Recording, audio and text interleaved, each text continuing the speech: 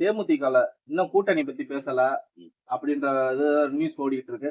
அத பத்தி உங்களோட கருத்து? அதாவதுனே தேசிய முற்போக்கு திராவிட கழகம் மதுரை மாநகர் தெற்கு மாவட்டம் சார்பாக நான் பேட்டி கொடுக்குறேன். ஜெயந்தபுரம் பகுதி.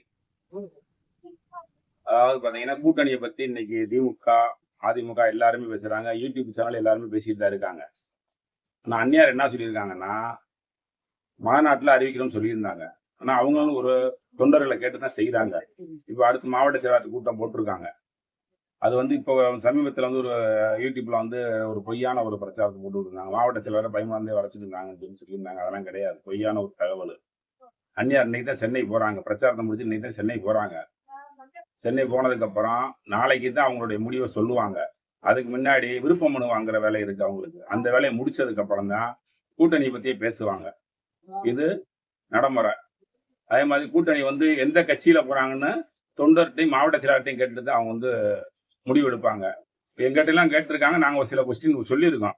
இந்த கட்சிக்கு போங்கன்னு சில விஷயங்கள் எல்லாருமே தொண்டர்லாம் சொல்லியிருக்காங்க. அவங்க நல்ல ஒரு முடிவு எடுத்து சொல்லுவாங்க.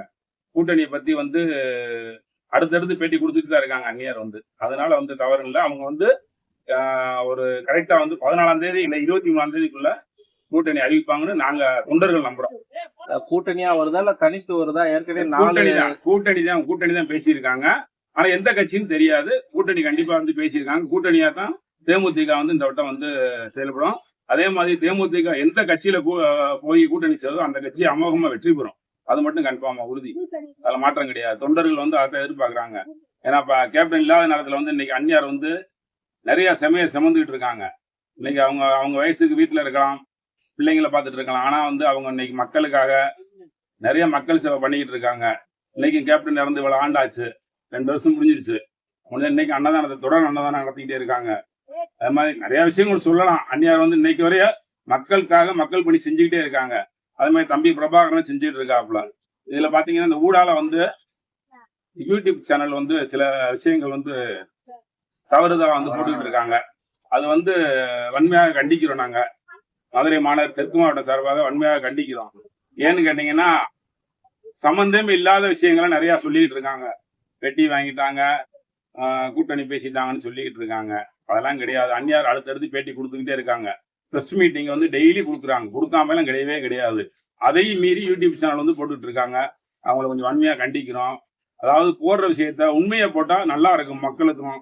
அதே மாதிரி படிச்ச இளைஞர்களுக்கும். இன்னைக்கு பாமர மக்கள் நிறைய படிக்காத பாமர மக்கள் இருக்காங்க. யூடியூப் சேனலை பார்த்து இந்த சரியான தவறான செய்தியை மக்கள் ஏற்றுக்கொள்ள கூடாது. ரெண்டாவது அந்நியார் என்ன விஷயம் பேட்டி கொடுக்குறாங்களோ அதை மட்டும் இந்த பொதுமக்களும் படித்த இளைஞர்களும் ஏத்துக்கங்க. கேப்டனுடைய விசுவாசியா நாங்க சொல்றோம். தேமுதிக எந்த கூட்டணியில் இடம்பெறுகிறதோ அந்த கூட்டணிக்கு வாக்களித்து அமோக வெற்றி பெற செய்யுமாறு கேட்டுக்கொள்கிறேன். கேப்டன் செய்த உதவிகள் நிறைய இருக்கு. சினிமா துறையில நிறைய பண்ணிக்கிட்டு இருக்காரு. அதாவது ஊனமுற்ற எல்லாமே பண்ணிக்கிட்டு இருக்காங்க. ஈன்றதை செய்வோம் இல்லாத வரைக்கும் என்ற ஒரு தாரக மந்திரத்தை அவர் சொல்லியிருக்காரு. எதுவும் விஜய் கூட எதுவும் கூட்டணி பேசுறீங்களா? அதாவது எப்படின்னு கேட்டீங்கன்னா அதிமுக ஏற்கனவே வலுவா முதுகுல குத்திட்டாங்க. கேப்டன் 2011 கூட்டணி வச்சாரு. கூட்டணி வச்சு மக்களுக்காக பஸ் கட்டணத்தையும் பால் விலையும் வசதக்கூடாதுன்னு சொல்லியிருந்தாரு. ஆனா அதையும் மீறி சட்டமன்றத்துல அதிமுக என்ன பண்ணுச்சு, கேப்டனை வெளியேற்றுன்றதுக்காகவே அவங்கள முரண்பாடா பேசி கேப்டனை கோபத்தை உண்டு பண்ணி அந்த அதிமுக விட்டு வெளியே வந்தாங்க.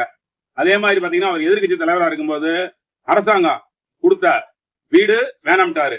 அதே மாதிரி அரசாங்கம் என்னென்ன செஞ்சுச்சோ அது பூரா வேணாம். அவருடைய சொந்த பணத்துல, எதிர்கட்சி தலைவருக்கு சொந்த பணத்துலதான் எல்லாமே பண்ணிக்கிட்டு இருந்தாரு. இப்ப பாத்தீங்கன்னா ஊடால இந்த மணலூர்ல விருதாச்சலம் மாவட்டத்துல ஒரு பாலமே போட்டிருப்பாரு. மத்திய அரசாங்கத்துல வாங்கிதான் பாலம் போட்டாரு. அதிமுக கூட்டணி உறுதி இல்லைன்ற அதிமுக கூட்டணி கண்டிப்பா போக மாட்டேன். ஏன்னு கேட்டீங்கன்னா அது மட்டும் இல்லாம இந்த மேல்சபை எம்பி தரேன்னு சொல்லிட்டு அதுலயே முதுகுல குத்திட்டாங்க. ஏன்னா 2 வட்டமே முதுகுல குத்துறது ஏடிஎம்கே வழக்கமா போச்சு. தேமுதிக பார்த்தா அவங்களுக்கு என்னமோ இலக்காரமா தெரியுது. தேமுதிக என்றும் வளர்ந்துகிட்டே தான் இருக்கும். அதுல மாற்றம் கிடையாது. இவர் விஜயகாந்த் சார் இருக்கும் பொழுதே திமுக ஆப்போசிட்டா தான் வந்தாரு. திமுக கூட போக முடியாதுன்னு கருத்து சொல்றாங்க. திமுக போறதுக்கு வாய்ப்பு கம்மி தான். இருந்தாலும் ஏடிஎம்கே சேர்த்து சொல்றீங்க. இல்ல, ஏடிஎம்கே தனிப்பட்ட முறையில் என்ன கேட்டீங்கன்னா அவங்களுடைய வந்து விஷயங்கள் வந்து நிறைய வந்து அவங்க செஞ்ச துரோகங்கள் தான் எங்களுக்கு மனசுக்குள்ள தொண்டர்கள் பூரா அப்படிதான் நினைக்கிறாங்க. திமுக கூட்டணி போறாங்க, விஜயோட கூட்டணி போறாங்கன்றது வந்து அந்நியார் எடுக்கிற முடிவு. அவங்க மாவட்ட செயலாளர்கள் வந்து கேட்டிருக்காங்க. அது என்ன முடிவு எடுக்கிறாங்களோ அவங்க தலைமை எடுக்கிற முடிவுக்கு நாங்க வந்து எப்பயுமே கட்டுப்படுவோம். அப்ப மீதி இருக்கிறது விஜய் கூட்டணி தான் நீங்க போறதா வாய்ப்பு இருக்கிற மாதிரி நாங்க எடுத்துக்கலாமா? அதாவது இன்னும் வந்து அப்படி கிடையாது. இன்னும் வந்து நாள் இருக்கு. உங்களுக்கு இப்ப முடியல இந்த நாள். இன்னும் நாள் இருக்கு. இந்த ரெண்டு பெரிய கூட்டணியுமே கொஞ்சம் கம்ப்ளைண்ட் இருக்குன்னு. அதாவது என்ன கேட்டீங்க, இன்னைக்கு ஒரு செய்தி வந்து யூடியூப்ல போட்டிருந்தாங்க. அது வந்து யார் போட்டாங்கன்னு தெரியாது. என்ன பண்ணாங்கன்னா, கல்யாண மண்டபத்தை வந்து 300 கோடி ரூபாய் வாங்கிட்டு தான் இடிக்க விட்டாங்கன்னு சொல்லி ஒரு செய்தி வந்துருந்துச்சு. அதெல்லாம் தவறா வந்து போட்டுக்கிட்டு இருக்காங்க. திமுக தான் இடிச்சாங்க போட்டிருக்காங்க. அதெல்லாம் தவறான செய்தி நிறைய வந்துட்டு இருக்கு. அதனால வந்து இன்னைக்கு வந்து என்ன மாவட்ட செயலாளரும் பகுதி செயலாளர் புறநகரில் உள்ளவங்க எல்லாருமே எழுதி கொடுத்துருக்காங்க. அந்நியார்ட்ட வந்து ஓட்டெடுப்பு வச்சு அந்த ஓட்டெடுப்பு வச்சு அவங்க வந்து எல்லாருமே ஓட்டு போட்டிருக்காங்க. அதை வந்து அந்நியார் மட்டும் பார்த்திருக்காங்க. அதை வந்து மேடையில சொல்லியிருக்காங்க. கடலூர் மாவட்ட மேடையில சொல்லியிருக்காங்க. அந்த அடிப்படையில் பாத்தீங்கன்னா அந்நியார் என்ன முடிவு எடுக்கிறாங்கன்னு, அதாவது இன்னைக்கு தான் வந்து சென்னை வந்திருக்காங்க. சுற்றுப்பயணத்தை முடிஞ்சு இன்னைக்கு சென்னை போயிருக்காங்க.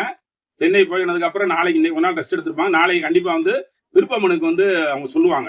அந்த விருப்பமனு சொல்லும் போது விருப்பமனு முடிச்சதுக்கு அப்புறம் தான் கூட்டணியை பத்தி அவங்க வந்து அலௌன்ஸ் பண்ணுவாங்க.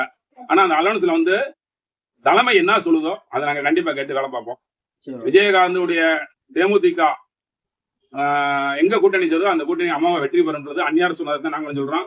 கேப்டனுடைய விசுவாசியம் நாங்க என்னைக்கும் அந்நியாருக்கும் கேப்டனுக்கும் தம்பி பிரபாகரனுக்கும் விசுவாசமா இருப்போம். மதுரை மாநகர் தெற்கு மாவட்டம் ஜெயந்தபுரம் பகுதி சார்பாக கண்டிப்பா வந்து தேமுதிக உழைச்சிக்கிட்டே இருப்போம் இன்னைக்கு வரையும்.